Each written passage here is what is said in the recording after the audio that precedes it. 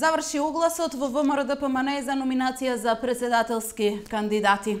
ВМРО-ДПМН поднесе иницијатива во собранието за распишување на предвремени парламентарни избори. За сите овие прашања денеска разговарам со потпредседателот на ВМРО-ДПМН Александар Николовски. Добар ден, ви благодарам што ја прифативте поканата. Добар ден, благодарам на поканата. На почеток, како што кажав, заврши огласот во ВМРО-ДПМН за номинација на председателските кандидати. Рокот истече на полноќ. Веќе некои од кандидатите јавно обелоденија дека се пријавиле на конкурсот. Владко Ѓорчев, Филип Петровски. Колкава е бројката и дали името на професорката Силјановска е меѓу пријавените? Согласно внатрешната процедура, конкурсот траеше до 31 јануари. ВМРО-ДПМН има формирана комисија за разгледување на кандидатурите, која што треба да разгледа од технички аспект, во смисла дали ги исполнуваат уставните одредби, а тоа е над 40 години возраст и постојано државјанство во Република Македонија. Тоа треба да се заврши до 5 февруари. На 5 февруари официјално ќе се знаат имињата на кандидати на партиската конвенција која што ќе се одржи на 16 февруари во Струга. Од она што првично го знам, има голем интерес. Секако бројот е поголем од овие две имиња кои што ги споменавте. И веќе од 5 февруари ќе можеме да одиме со имињата. Оставаме простор за тоа што може некој по пошта да пуштил апликација, затоа што и тоа беше отворено, па треба ден-два да стигне, така што до 5 февруари ќе имаме финалната бројка. Имаше иницијатива од 30 на професори која повикуваат професорката Гордана Силјановска да се кандидира и опозицијската партија ВМРО-ДПМН да ја поддржи. Како гледате вие на оваа иницијатива и дали сметате дека е подобро ВМРО-ДПМН на председателските избори да оди со надпартиски кандидат или пак со партиски? Па ќе го задржам јас своето мислење барем до 5 февруари, додека не излезат официјално имињата, иначе секако дека имам став. Она што е за мене суштински битно е ВМРО-ДПМН да победи на следните председателски избори. Се надевам заедно со предвремени парламентарни, кои што исто така би победило. Во таа смисла ВМРО-ДПМН мора да се шири и да обединува што повеќе категории и што повеќе луѓе. Не е доволно поддршка да даде само партиската база и само партиските членови. Мора да ги привлечеме и симпатизерите на ВМРО-ДПМН, сите оние кои што се со центар десна и конзервативна ориентација, неопределените исто така и оние кои што се разочарани од владењето на ЗАЕФ и СДСМ. И по мене профилот на кандидат за председател од ВМРО-ДПМН треба да е личност која што може да ги обедини сите овие структури, како би можело ВМРО-ДПМН да победи на председателските избори и Македонија да има председател предложен од ВМРО-ДПМН, затоа што гледаме дека оваа власт тотално забега и доколку нема контрола, барем од институцијата председател на државата, тогаш не знам кој прави се замине државата. Ви очекувате и се надевате на победа на председателските избори, од друга страна пак истакнати членови и поддржувачи на ВМРО-ДПМН повикуваат на бојкот на председателските избори. Дали ова значи нови поделби и раслојувања во ВМРО-ДПМН? Па не знам ја за истакнат член на ВМРО-ДПМН што повикува на бојкот. Знам дека СДСМ води една таква кампања по социјалните мрежи. Сум кажал и претходно, постојат 3 кампањи кои што паралелно ги води СДСМ. Од една страна е кампањата кон своите членови дека тие се најдобри, треба ги поддржат, што ја прави секоја партија. Втората е кон неопределените дека можеби ова не е најдобро, но нема подобро. И третата, најскапо платена и најдобро организирана кампања е кон поддржувачите на ВМРО-ДПМН, а тоа е да ги разубедат дека иако ВМРО-ДПМН е во опозиција, ВМРО-ДПМН е виновно за ова што се случува, не Зоран Заев, Димитров, Шеќеринска, Спасовски и останатите кои што ги распродаваат националните интереси, така што ова се едни ситни пиар алатки на кои што мислам дека не треба да се обрнува посериозно внимание и на кои што нити членството, нити симпатизерите на ВМРО-ДПМН паѓаат. Да, но конкретно мислев на Facebook статусот на професорката Тања Камишева, која на последните неколку лидерски средби ја видовме заедно со лидерот на ВМРО-ДПМН Христијан Мицковски како негова придружба, таа вчера јавно на Facebook го соопшти незиниот став дека е за бојкот на председателските избори, затоа што смета дека тие ќе бидат наместени и незиниот Facebook статус се ширеше по портали и по социјалните медиуми. Добро, ја почитувам мислење на секого како личен став. Мојот став и ставот на партијата е дека ние ќе победиме на следните председателски избори, кои што се надеваме дека ќе се заедно со парламентарни избори, затоа што сметаме дека е време во Македонија да се одржат парламентарни избори како би можело да дојде до промена на власта.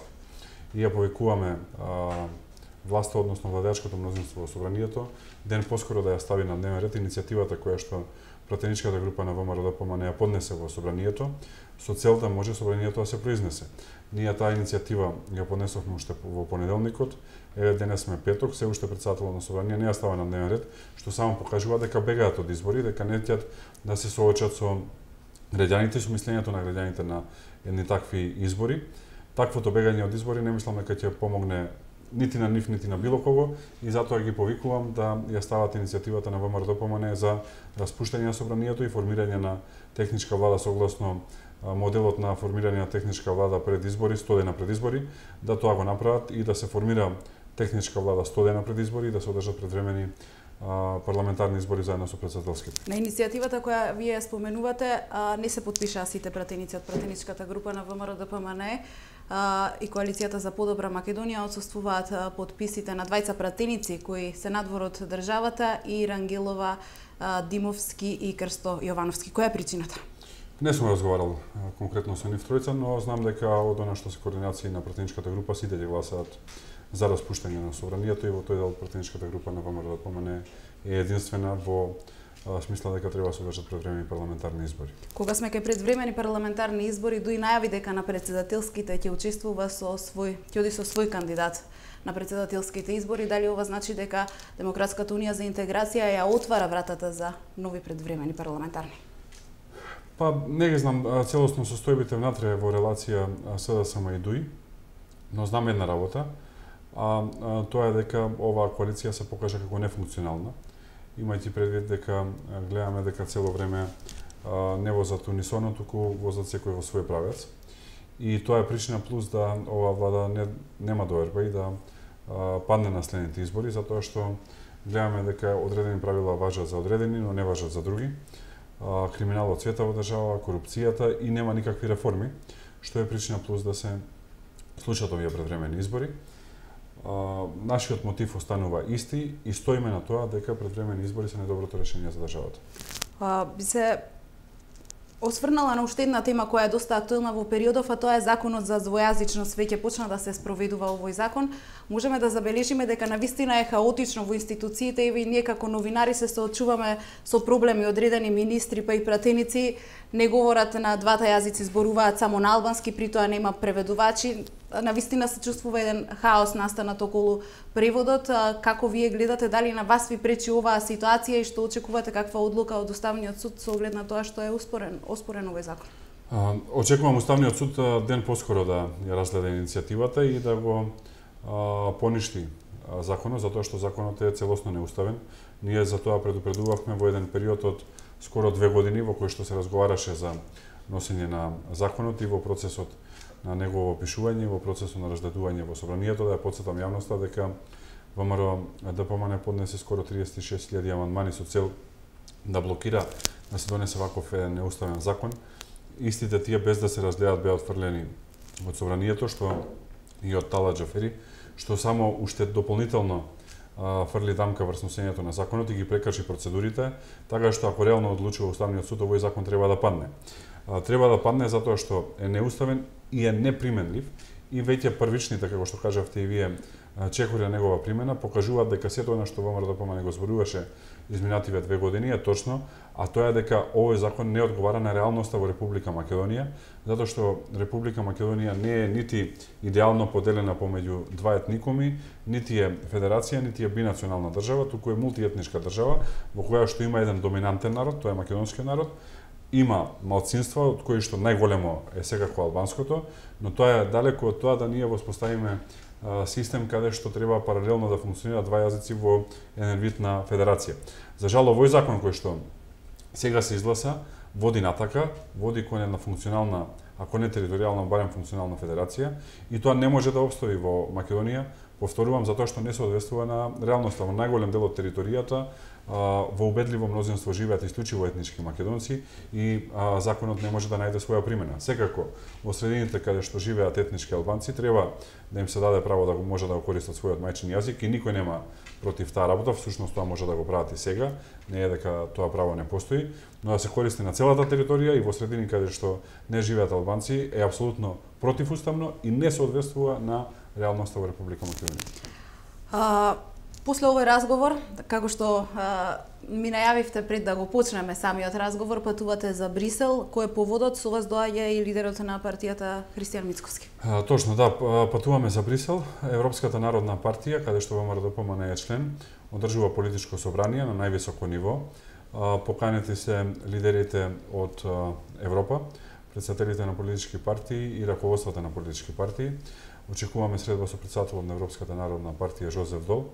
Очекуваме да го искористиме овој период да ги презентираме нашите аргументи зошто на Македонија се потребни предвремени парламентарни избори, зошто законот за јазици кој што се донесе е неуставен, зошто договорот за промена на името е неприменлив и е спротивен на интересите на македонскиот народ и финално зошто очекуваме победа на претседателските избори. Ќе имаме една интензивна агенда во период од некаде 2,5 дена за која што ќе информираме јавноста. Откако ќе се вратите, заминувате и на молитвен појадок во Вашингтон, кај председателот на Соединетите Американски држави Доналд Трамп, одат и други представници од Македонија. Дали за таму имате некакви средби најавени?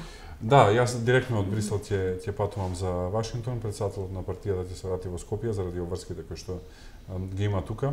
Веќе имам потврдено учество на молитвениот појадок на кој што главен гостин е председателот Доналд Трамп. Исто така имам потврдени средби во Конгресот, во Стейт Департмент, средби со think танкови и со едни од водечките фигури во Соединетите Американски држави, како и со председателот на NDA и директорот за Европа на Меѓународниот републикански институт. Тоа се двата најголеми институти во Соединетите Американски држави и самото високо ниво, односно највисоко возможно ниво, кој прима првиот човек, покажува за добрите односи кои што ВМРО-ДПМН ги има и со нив и со Соединетите Американски држави. NDA е институт близок на демократите, а Меѓународниот републикански институт е институт близок на републиканците и самото тоа што со двата одржуваме и ќе одржиме средби на највисоко ниво говори за нивото на соработка која што имаме како политичка партија. Како се враќате од Вашингтон, кои се следните активности на ВМРО-ДПМН? Подготовки за конвенција, предпоставувам, што друго? Точно, веќе следниот викенд се одржува еден многу голем настан, а тоа е така наречен team building, односно почеток на создавање на нова програма на ВМРО-ДПМН и подобрување на организационата структура, организиран од Американскиот институт NDA, Националниот демократски институт, и финансиран исто така од нив. Во тек на викендот, тие 3 дена, 80 луѓе од партијата, тука влегува извршниот комитет, пратеничката група и останати креатори на политики, ќе се собериме цел викенд да издискутираме кои треба да се следните правци на ВМРО-ДПМН и каде треба да се движи. Ова е вонредно значајно затоа што последен пат ова ВМРО-ДПМН го направи претходниот пат кога беше опозиција, 2004-2005 година, тогаш со помош на една друга фондација, на германската фондација Конрад Аденауер, сега одиме со американската фондација NDA. Ако можеме нешто да учиме од историјата, ова би требало да значи во победа на следните избори. Би се навратила повторно на она прашање што го отворивме на почетокот, околу претседателските избори за крај на овој разговор, околу конвенцијата на ВМРО-ДПМН која треба да се одржи на 16 февруари во Струга. Демократската фракција на ВМРО-ДПМН се сомнева дека оваа конвенција ќе биде со однапред познат победник, нешто како продолжение на Кумановскиот и Валандовскиот конгрес. Па во ВМРО-ДПМН нема фракција, најмот се демократска или недемократска. Знам дека имаш така се декларира поранешни членови на партијата кои што се обидуваат да си го најдат своето место на политичкиот спектрум, нека им ја со среќа, но не треба да го користат името на ВМРО-ДПМН. Таква работа во партијата нема, така што излишно е да коментирам. Добро, ви благодарам за овој разговор и што ја прифативте поканата да гостувате. Благодарам на поканата. Благодарам.